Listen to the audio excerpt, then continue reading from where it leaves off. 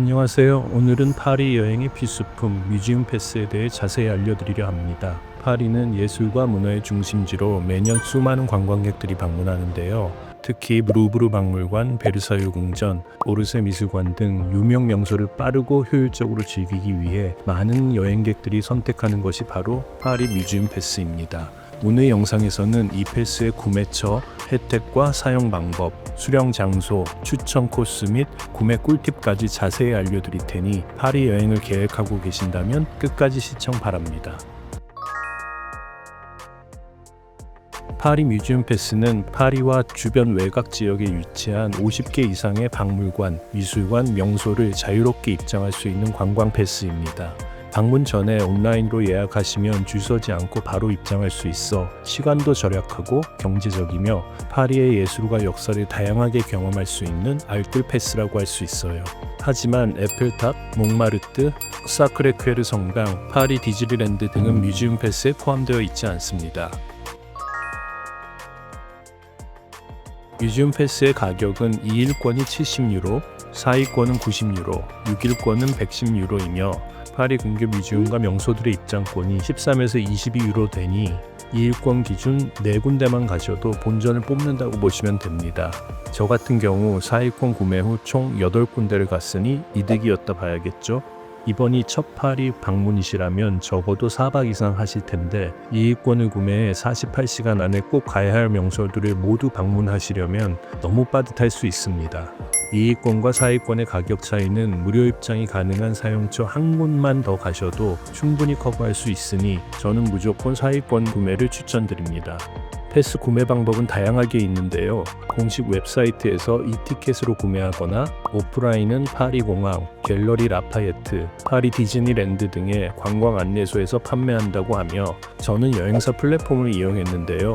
가끔 10% 정도 할인을 진행하지만 거기서 운영하는 가이드 투어와 연계해야 하기 때문에 조삼모사 같다고 할 수 있어요. 그래도 루브르 박물관이나 베르사유 궁전같이 반나절 이상 머무는 곳은 가이드 투어를 해보시는 것도 좋은 선택지라고 생각합니다.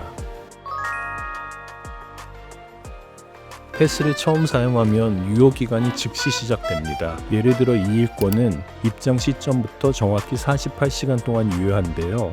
하루 단위가 아니라 시간 단위로 계산되니 시작과 종료 시간을 꼭 기억하시고 확인하셔야 마지막까지 알뜰하게 사용할 수 있습니다. 한 가지 주의할 점은 패스를 시작하면 계속 카운트다운이 되며 일시 정지가 불가능하다는 점인데요. 같은 명소를 2번 입장은 할 수 없습니다. 특히 루브르 박물관과 베르사유 궁전은 사전 예약이 필수인데요. 패스가 있어도 해당 사이트에서 방문 날짜와 시간을 꼭 예약해야 방문 시 긴 줄을 서지 않습니다. 대부분의 명소는 휴대폰 QR코드나 실물 티켓으로 바로 입장이 가능하지만 특별 전시회나 오디오 가이드는 추가 요금이 발생할 수 있으니 미리 확인해 보세요.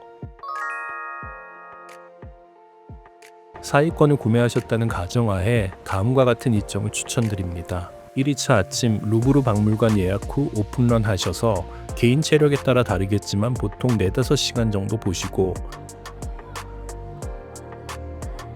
식사 후 개선문 관광이나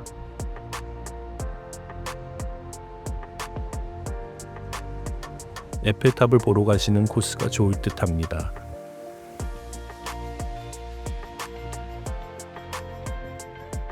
첫날부터 너무 무리하지 않으시는 것이 좋은데요. 매일 2만 보 이상 걸어야 하기 때문에 페이스 조절이 정말 중요합니다. 2차 아침은 저는 베르사유 궁전에 갔습니다. 사전 예약을 하고 파리시에서 RERC 라인을 타고 35분 정도 가셔서 10분 정도 걸어 올라가시면 궁전 입구에 도착합니다.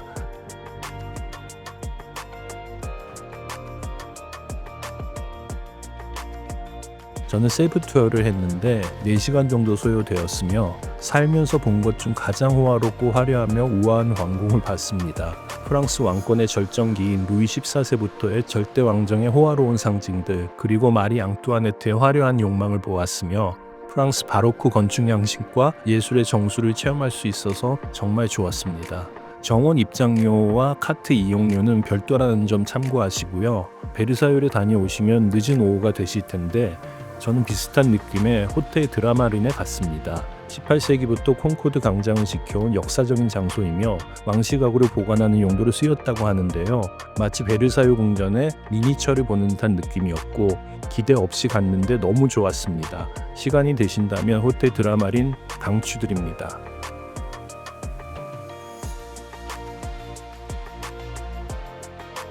3일차 아침은 오르세 미술관을 오픈런했습니다. 센강변에 위치한 오르세는 1900년 만국 박람회를 위해 지어진 기차역을 개조해 미술관으로 만들었다고 하는데요. 주로 19세기 후반부터 20세기 초반과 후기 인상주의 작품을 소장하고 있었습니다.